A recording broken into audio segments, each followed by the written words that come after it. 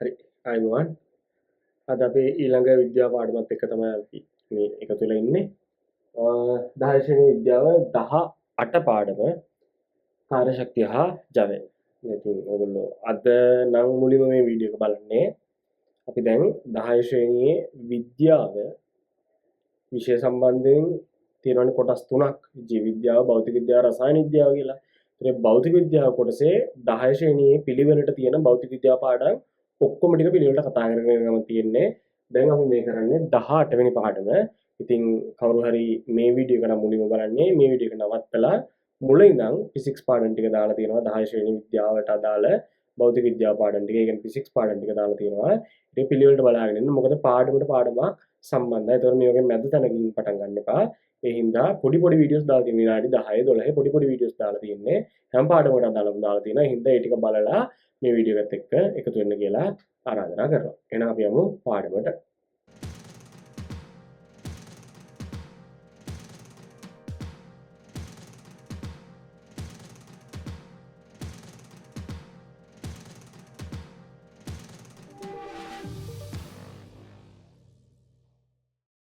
අප්බලම් මොකද මේ කාර්යයක් කියන්නේ කියලා.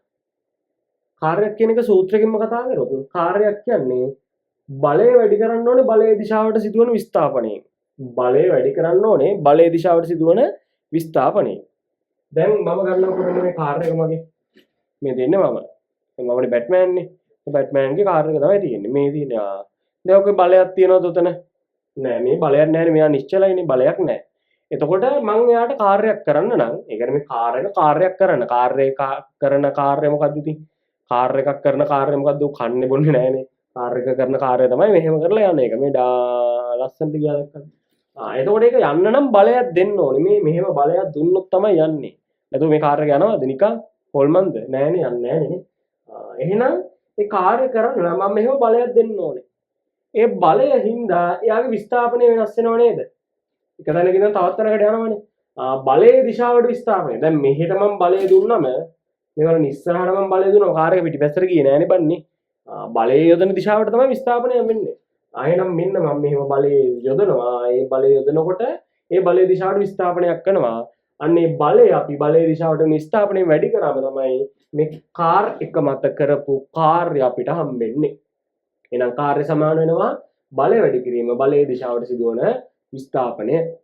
එතකොට ඔන්න ඔය කාර්ය කරන්න තියෙන හැකියාවට තමයි අපි කියන්නේ ශක්තිය කියලා. දැන් මම කාර්යයක් කරානේ. ආයේ කාර්ය කරන්න මට ශක්තිය තිබ්බනේ. අන්න ඒක තමයි අපි කියන්නේ ශක්තිය කියලා. ඒ කාර්ය කරන්න තියෙන හැකියාව. දැන් මමනේ කරේ මේ කාර් එකේ කාර්යයක් මම කරා. ඒ කාර්ය මම ඉස්සරහට කරා මේ.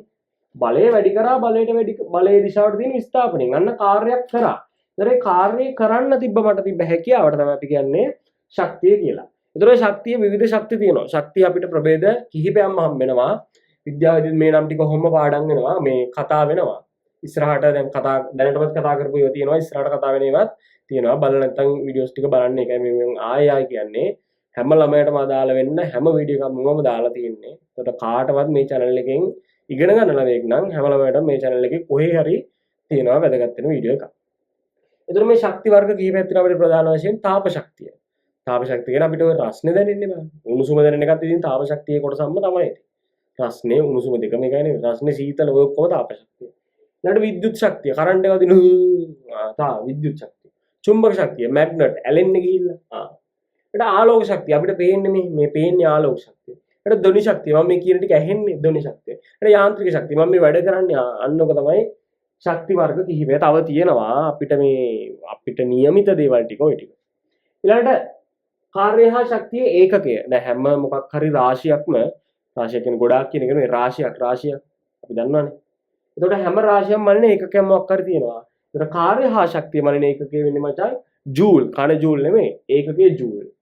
එතන මේ අන්තිමට කතා කරපු යාන්ත්‍රික ශක්තිය අපිට ප්‍රධාන වශයෙන් කතා වෙනවා. ඒක 10 වසරට වගේම 11 වසරට වගේම ඒ කියන්නේ O level වලට වගේම ඒක A level වලටත් එහෙම් පිටින් තවත් වැඩිපුර තියෙනවා. මාර වැදගත් පාඩම තමයි යාන්ත්‍රික ශක්තිය කියන්නේ. යාන්ත්‍රික ශක්තිය කොටස් දෙකක් තියෙනවා. එකක් තමයි චාලක ශක්තිය, අනිත් එක තමයි විභව ශක්තිය. චාලක ශක්තියයි විභව ශක්තියයි. චාලක ශක්තිය කියන්නේ මොකක් හරි දෙයක් හෙල්ලෙනකොට, චලනය වෙනකොට. විභව ශක්තිය කියන්නේ එයා ගිහිල්ලා මොකක් හරි උඩ තැනක රැඳිලා ඉන්නකොට එයා මත කියන්නේ එයාගේ ඇතුලේ එයාගේ ඇතුලේ තියෙන ශක්තියට අපි කියනවා විභව ශක්තිය කියලා. එතකොට වස්තුවක් ගුරුත්වයට ඉහළට යන විට එහි චාලක ශක්තිය හානි වෙනවා. වස්තුව ගුරුත්වයට ඉහළට යනකොට හිතන්නකො දැන් මම මෙන්න මේ ස්පීකර් අරගෙන උඩ දානවා. උඩ දැම්මම දැන් මෙතනින් මම පිට කරන වේගයක් තියෙනවනේ. ඒ වේගයෙන් මම පිට කරාම එහෙනම් ඒක දිගටම යන්න එපා ඒ වේගයෙන්. තේරුණාද මේ වේගෙන් මම පිට කරාම ඔක දිගටම යන්න එපා. යන්නේ නැහනේ ආයෙ පල්ලෙහාට එනවනේ. ඒ කියන්නේ අර තිබ්බ වේගෙන් එන්න අඩු වෙනවා. ඇයි එහෙම වෙන්නේ? ගුරුත්වජ ත්වරණය තියෙන්නේ පල්ලෙහාට. එතකොට ත්වරණය උඩට තිබ්බනම් තමයි යන්නේ එන්න වේගය වැඩි වෙලා කෙලෙම කක්ෂණුත් එළියට යන්න ඕනේ. ගුරුත්වජ ත්වරණය තියෙන්නේ පල්ලෙහාටනේ. එහෙනම් එන්න වේගය අඩු වෙනවා. ඇයි ත්වරණය අනිත් පැත්තටනේ තියෙන්නේ. ඒකින් තමයි මේක උඩට ගිහිල්ලා ආයෙ පල්ලෙහාට වැටෙන්නේ. එතකොට අන්නේ උඩට යන්න චාලක ශක්තිය අඩු වෙනවා. ඇයි ඒ චාලක ශක්තිය හොයන සූත්‍ර වෙන්නේ භාගයයි mv වර්ග. භාගයයි mv වර්ග. භාගය කියන්නේ නියතයක්, m කියන්නේ ස්කන්ධය.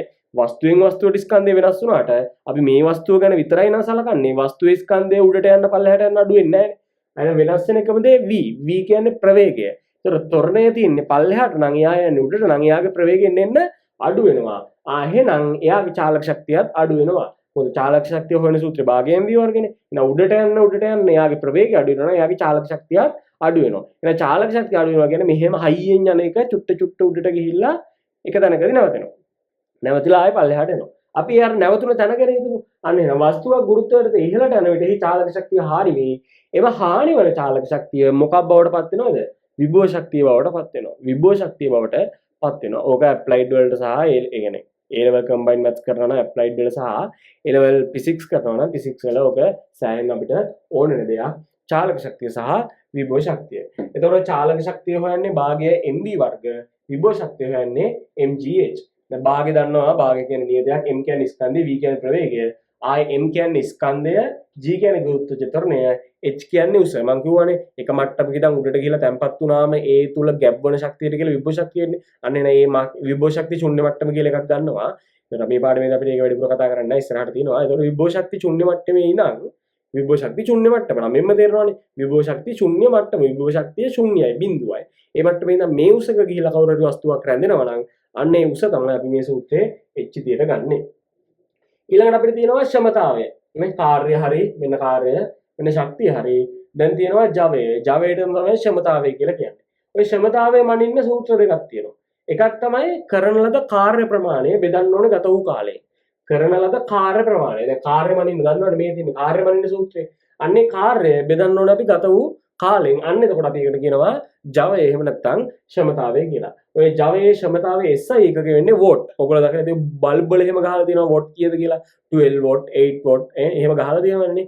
අන්නේ වෝට් ඔන්න ඕක තමයි. ක්ෂමතාවයේ ජවය එක හොයන්නේ කරන ලද කාර්ය ප්‍රමාණය අපි බෙදන්න ඕන ගත වූ කාලය. ඔකට තව සූත්‍රයක් තියෙනවා ක්ෂමතාවය සමානයි බලය වැඩි කිරීම ප්‍රවේගය.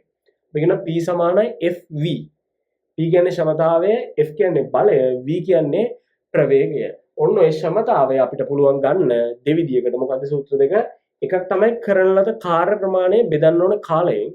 එහෙම නැත්නම් ක්ෂමතාවය අපිට ගන්න පුළුවන් බලය වැඩි කරන්න ඕනේ අපි ඊට අදාළ ප්‍රවේගයෙන්. ඔන්න ඔය විදිහට තමයි ඉතින් අපේ කාර්ය ශක්තිය හා ජවය කියන පාඩම ඉවරනේ.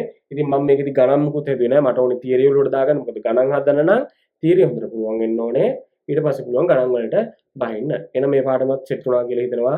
දිගටම මෙන්න මේ වගේ පොඩි වීඩියෝස් මේ දැන් විනාඩි 10 9 8 පොඩි වීඩියෝනේ තියෙන 12 පොඩි වීඩියෝ තියෙන. ඒතරම් මුලින් ඉඳන් 10 වසරේ පාඩම් ටික ඔක්කොම මෙන්න මේ විදිහට වීඩියෝස් විදිහට එනවා. දැන් මේ මුලින් කරන්නේ ෆිසික්ස් පාඩම් ටික, 10 වසරේ විද්‍යාවේ ෆිසික්ස් පාඩම් ටික, ඉතින් ඉස්සරහට කෙමිස්ට්‍රි ටික, ඊට 11 වසරේ ටික ඔය ඔක්කොම දිගට එනවා. ගණන් කොහොමද තියෙනවා මගේ විෂය ගණන්. ඒකට මම ගණන් වීඩියෝස් ටික කොහොමද දානවා. සෙට් වෙන්නේ channel එකත් එක්ක නම් ජය වේවා.